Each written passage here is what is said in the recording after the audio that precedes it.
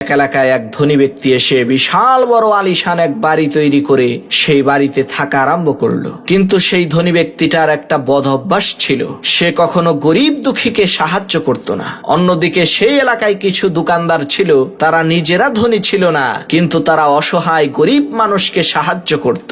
যেমন এক কসাই ছিল, সে গরিব অসহায় লোককে ফ্রিতে গোশত দিত।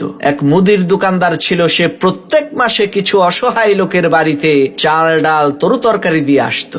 এক দুধওয়ালা ছিল, সে ছোট বাচ্চাদের জন্য বাড়িতে বাড়িতে যে একদম বিনামূল্যে দুধ দিয়ে আসতো। এই দৃশ্য দেখে এলাকার লোকজন বলা বলি করতে লাগলো, আরে তোমরা দেখো ওই ধনী ব্যক্তি কত বড় নাফরমান, তার এত সম্পদ থাকার পরেও সে কাউকে দান খয়রাত করে না।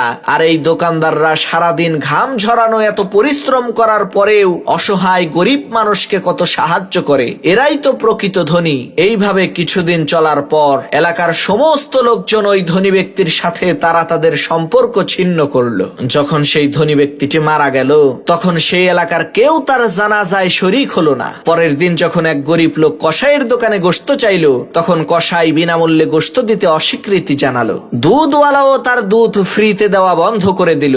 মুদির দোকানদারও তার দোকানের সদাই কাউকে আর বিনামূল্যে দিল না।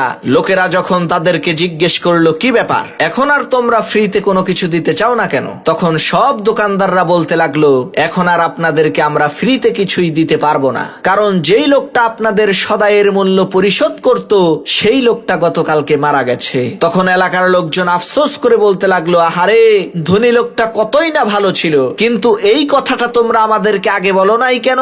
তখন দোকানদাররা বলতে লাগলো, সেই ধনী ব্যক্তি আমাদেরকে নিষেধ করেছিল, কেননা আল্লাহর নবী বলেছেন, তোমরা এমন ভাবে দান খয়রাত করো, ডান হাতে দিলে যাতে বাম হাতে টের না পায়।